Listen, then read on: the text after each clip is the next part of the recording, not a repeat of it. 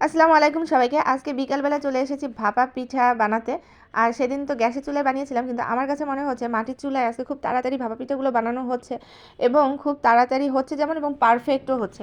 তো মাটির চুলায় যদি কারো অপশন থাকে তাহলে গ্যাসের চুলায় না বানিয়ে মাটির চুলায় বানাবেন।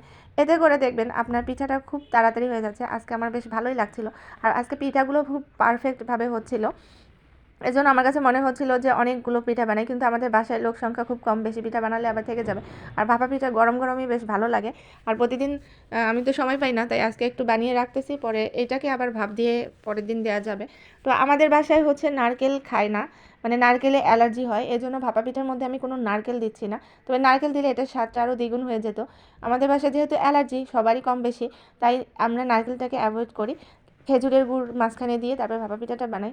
আর আজকে আমি ভাপা পিঠাটা আটাটা ম্যারিনেট করার সময় আমি একটু দুধ দিয়েছিলাম, যাতে করে টেস্টটা আর একটু ভালো হয়।